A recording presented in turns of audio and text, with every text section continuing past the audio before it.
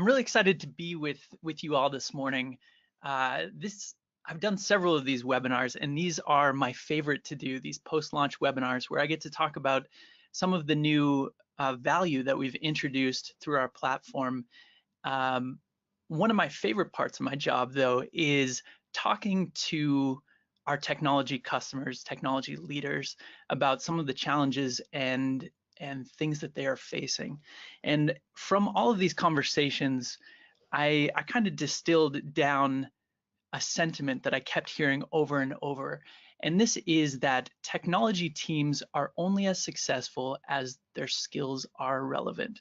So our technology leaders, the customers that we have, keep saying things to this effect, that they have objectives in mind, but they need the right skills to be successful in achieving those objectives. And so I'm really excited to talk to you guys today about some of the new capabilities that we've introduced that help you measure and define the skills that are required for your organizations to be successful. When I look at this slide, I'd like you to treat it almost like a heat map and look at above the line and look at below the line. Now, in your organization, when it comes to languages, are you using more frequently using languages like COBOL, Fortran? Is that the world and the technology stack that you're dealing with, which a lot of our customers are today? Or are the majority of the languages that you're using more modern, Java, Swift, Python, JavaScript, etc.? Same with, let's say, process in this case. When you build software, are you using waterfall as a software development methodology, or are you using more modern processes? Now, take a moment just to self-diagnose here. Are you generally above the line when it comes to languages, frameworks, tools, and process, or is your organization generally falling below that line? Now, depending on where you land, whether you're above the line, below the line, generally will be a strong predictor of how you fare when you look at these spectrums here. If your languages, frameworks, tools, and process are a little bit dated, I can tell you with a high degree of confidence that when it comes to releases, you will be releasing on a less frequent basis, whether that's every 6 months or every few months, as opposed to releasing very frequently in more of a continuous integration, continuous delivery type paradigm. When it comes to infrastructure, if you're generally below the line, you will lack the languages, frameworks, tools, and process that make it easy to move from on-prem to the cloud. Similarly with architecture, most likely you will have a brittle monolith that needs to be broken down into microservices, but that will be challenging given some of those limitations. When it comes to org design, it's not just technology. Sometimes the limiting factor and what's holding you back has to do with people and process. Some organizations are still very much a command and control architecture, whereas more autonomous teams are free to adapt to the challenges and opportunities that are served up by the market. When it comes to security, is that an afterthought? Is security a checkpoint after something is delivered, or is security baked into the process of software development? So the thought here is to again reflect what are the languages, frameworks, tools, and process that we have within our organization, and then how is that impacting some of these macro initiatives that are most likely going on within your organization. From all the conversations that I've had with customers, these things are very top of mind. Now, Pluralsight, we are the technology skills platform, as you very well know, but we've made a recent pivot and emphasis to focus on skills. Skills, we believe, are a currency that is extremely valuable for everyone to be able to succeed with their technology objectives. Now, as the technology skills platform, I feel like I'd be remiss to not touch on our higher order value proposition before we jump into some of the new hotness that we introduced with our recent product launch. So at a high level, Pluralsight does two major things. The first is we give you in your organization the clarity that you need to lead. And the way that we do that is through some really differentiated value that we introduce. One, we give you the ability to index or inventory the skills of your entire organization. So you're able to see, from across all of your technologies, what level of proficiency your technologists have. We also give you the ability to upskill your employees into more modern tech roles. No doubt your organization is full of really smart technologists, but what we're hearing from customers is sometimes those individuals need to be moved into more modern roles that are aligned to current objectives. And the last piece of this here, the last piece of this clarity value proposition is that we help you build fluid teams so that you can meet objectives. We can give you visibility into the skills that your individuals and your teams have so that you can quickly assemble and break down teams that are aligned to whatever opportunity or whatever threat you might be facing. Then the second major value proposition that I wanted to touch on here is that Pluralsight helps you move faster. Once you define and settle on your technology strategy, we can help you accelerate your pace towards achieving that technology strategy. And we do that generally in these three ways here. One, as you well know, Pluralsight offers a wealth of content authored by the world's foremost experts in software development, IT operations, security, data, etc. And what we provide here is the ability for your teams to learn the actual technologies that will help your organization move faster, as well as the processes like Agile and Lean that help your teams move at an accelerated pace. Then in the middle here, we also help your organization develop and apply skills more quickly. So instead of wading through thousands of courses, this endless buffet of content that you could be consuming, instead, Pluralsight enables you to assess your skill, and then we tell you exactly where to start, so you don't have to spend all of your time trying to figure out where to go next. Leveraging Iris, the brains behind our platform, the machine learning intelligence, Pluralsight can direct you on a path that will accelerate skill development. And then inevitably, when you run into roadblocks, we help you overcome those faster. And we have capabilities within the platform as well as professional services that can help your organization overcome any roadblocks that you might be facing. Now, this is a quote. I was actually really excited. I came into the office this morning before this webinar and saw this customer feedback come in, and I liked it so much that I created a slide for it and wanted to bring it up in today's webinar. So this is from a large public sector customer in the UK, and it reads, "The biggest thing that separated Pluralsight from the competition was its ability to assess skill at scale and give us the data we need to increase capability for our organization." I love that. This really hits home as to why organizations like yours are choosing Pluralsight. And I want to dive into some of the product, do a little bit of a live demo here to show you what this customer is seeing, and hopefully expose you to some things that you may or may not be using that you could leverage within your organization today. So the first thing I want to talk about is how we're solving this problem here. We hear from our customers something to the effect of, "I need to know my org is prepared to meet our tech objectives." Every company today has a business strategy, and more often than not, that business strategy is closely aligned with the technology strategy. And organizations are desperate to know whether they have the skills to meet their tech strategy to then achieve their business strategy. So I want to share one anecdote of a customer. They were tasked, this was an IT organization, and they were tasked with moving several of their business critical apps to the cloud.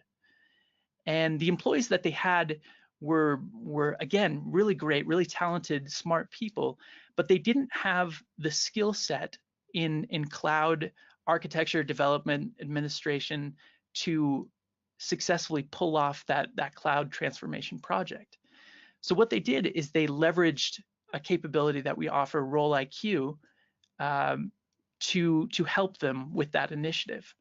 So they created custom roles related to cloud development, cloud administration, et cetera.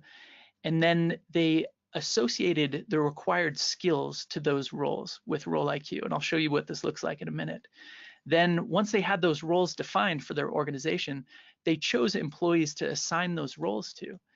Then those employees had a really clear vision and really clear path to know what skills they needed to acquire so that they could be successful in helping their organization meet this objective.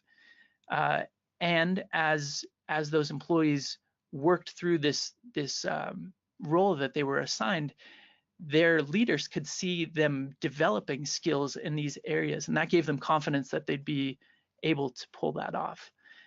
So Pluralsight, when those employees identified gaps, Pluralsight proactively served up content to help them close skills gaps in these critical cloud areas. So that's kind of the use case that we're seeing a lot of customers leverage with Role IQ. And with that, I'm going to jump into our product now to show you a little bit of what that looks like.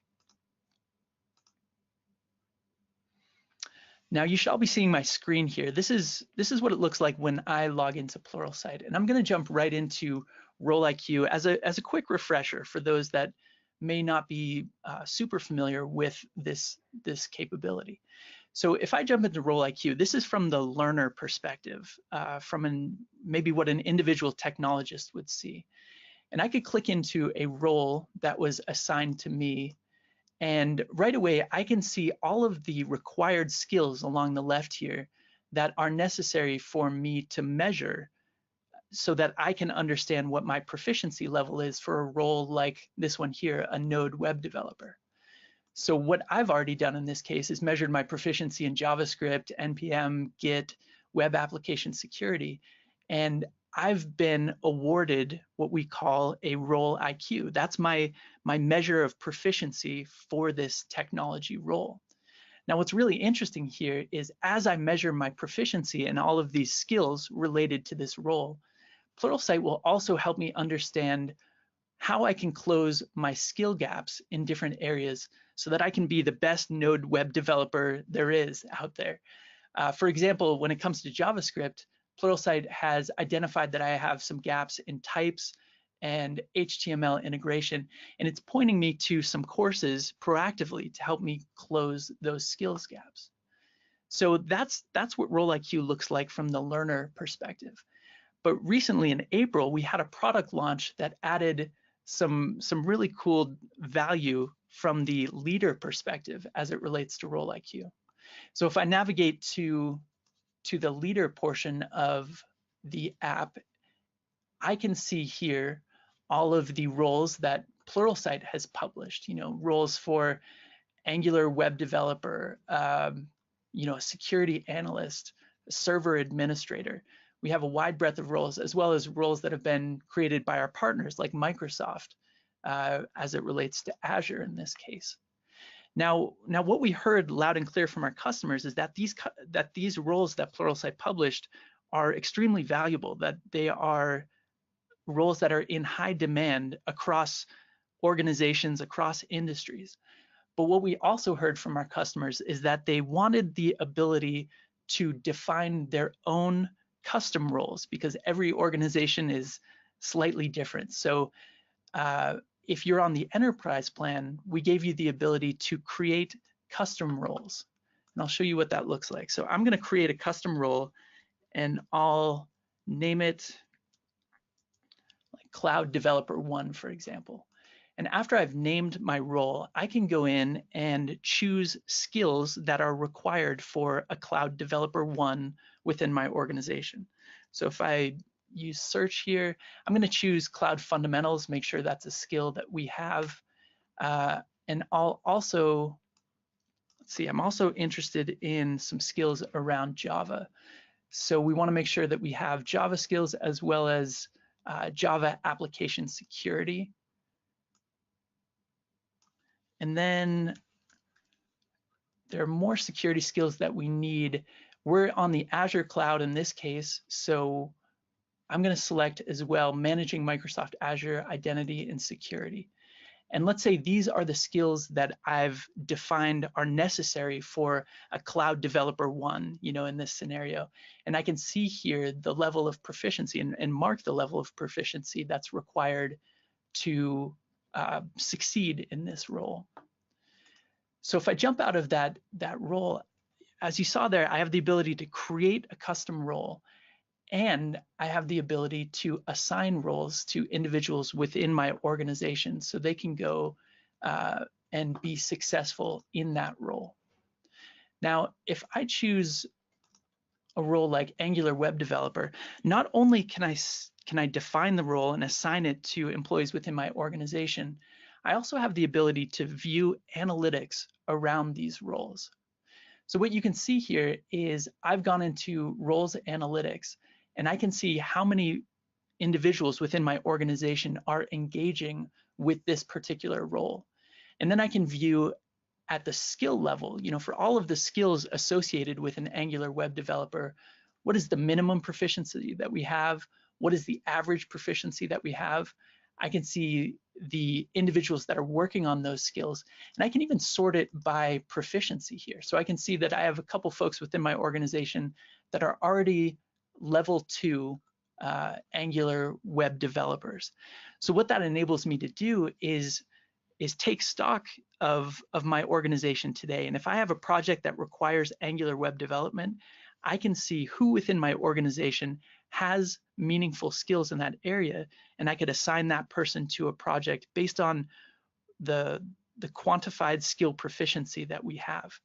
Now I just want to pause here for a moment. This is visibility that technology leaders have never had before.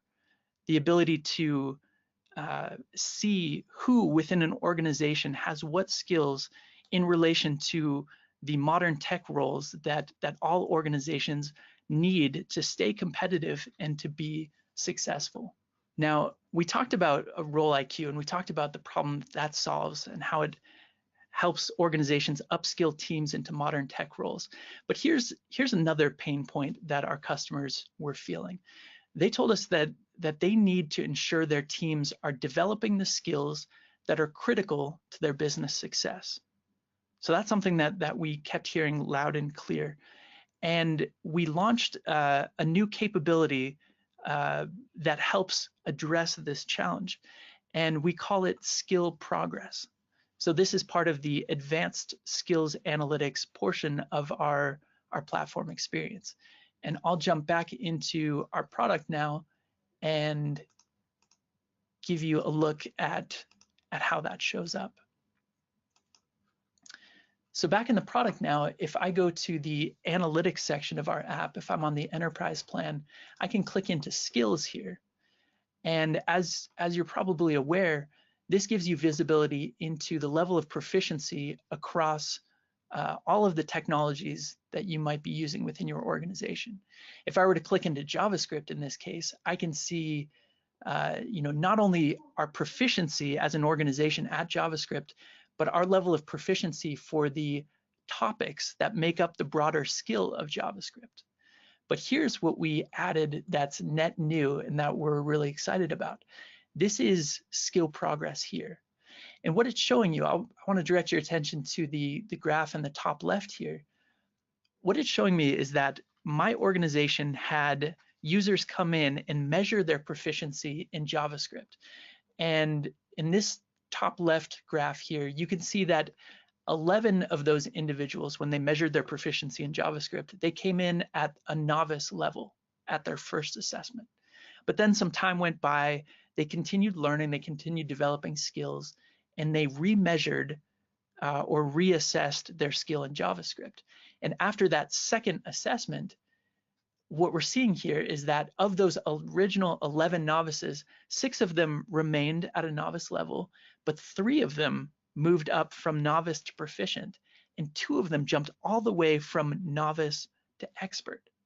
And I could drill in and I could see the 11 users that took that first assessment, then reassessed, and I can see where they were initially, when that was measured, and where they are now, and when that was measured.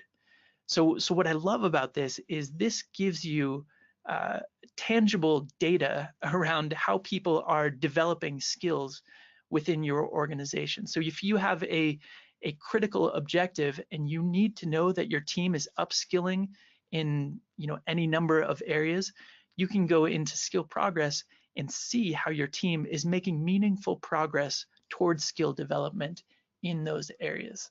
So we're really excited about that piece as well.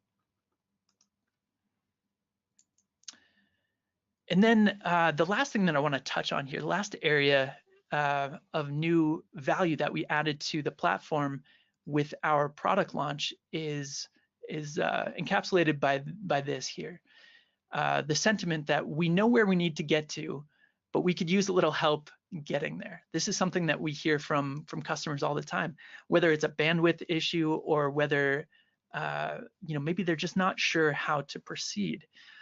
For those use cases, we've introduced new professional services products, and these are products that are extremely valuable to customers that engage with them. So some examples of these professional services products: professional services onboarding. Let's say you're a recent Pluralsight customer, or you're maybe in the sales cycle right now, and you want to make sure that everybody gets onboarded onto Pluralsight in a really meaningful, powerful way. You could engage with our ProServe team in that area. Or there's the ProServe skills strategy. And in this case, you have the opportunity to sit down with our technology skills experts, and those experts could help you map your technology strategy to the necessary skills that are required to meet that tech strategy. So you need to get from point A to point B. Our ProServe skill strategy engagement will help you see exactly how to get there. And then there's the integrations product as well. With the integrations product, our team can help you integrate things like SSO or learning management systems or HR technologies or data warehousing solutions to make sure that our technology is playing well with the technologies that you use within your organization already. So that concludes the portion that I wanted to speak to today. Again, just reiterating Pluralsight's high-level value proposition, as well as some of the new capabilities that we introduced in our recent product launch. And we would love to hear from you how you're leveraging these new features, these new capabilities. And please don't hesitate to reach out if you have feedback or have ideas on how we can help serve you even better. But with that, let's turn it over to Q&A. Yep, we have a few minutes to take a couple of your questions. Thank you for everyone who's already submitted them. If you do have any question, this is the time to drop that into the Q&A box right now. Let's start with a question that we had come in. In regards to role IQ, is the ability to create a new role only available to admins? Great question. So on the enterprise plan, admins or team managers can create these new roles. If you're on the professional plan, you are not able to create custom roles, but you can assign roles to folks within your organization. Awesome. The advanced analytics that you showed off today, Tom, are those available to professional level of licenses or only the enterprise level? I'm sorry, what was that? The advanced analytics you showed, which levels are those available? Is that enterprise only? Yeah, that's a great question. So the ability to drill down to see individual data around the roles that you have within your organization, that's available to the enterprise plan specifically. Cool. Another question came in. Is there an additional cost for the ProServe onboarding professional service? So those professional services are add-on products, and we would love for you to engage with your sales team here at Pluralsight to figure out a solution or how that could work for your organization. We got a follow-up question about creating a role. How secure are the details of those roles that maybe a company creates within Pluralsight? Yeah, so when you create a role within Pluralsight, all of that role information is specific to your organization and to the leaders that you've assigned within your organization. So it's not like information that would be available outside of your org or broadly available internally as well. Awesome. Can you please really quick just walk through the difference between role IQ and skill IQ one more time? Yeah, great question. So skill IQ helps you measure your proficiency in a specific technology. So let's take JavaScript or HTML5, for example. I could take a skill assessment and measure my proficiency in JavaScript. And at the end of that assessment, I will be awarded a skill IQ. And that skill IQ is, again, specific to that given technology. Now, role IQ, a role is essentially a collection of skills. So within a role, you can see what skills are required and you can measure your proficiency across all of those skills. And once you measure all of your skills related to a role, you are then awarded a role IQ, which shows you your level of proficiency within a role. Great kind of follow up off of what you were just talking about. In regards to the skill proficiency, how do we calculate, 20th percentile, 80th percentile? What kind of goes into that? Yeah, the data analytics and the machine learning behind the scenes that powers skill IQ and role IQ is extremely powerful. So what we're looking at is aggregate data across all of our assessments taken so that you can see what your proficiency level is as it relates to all of the practitioners of a given technology or all of their practitioners within a given role. So we have a ton of data that we're crunching to give you those percentiles and make sure that we have a high degree of confidence in what that looks like.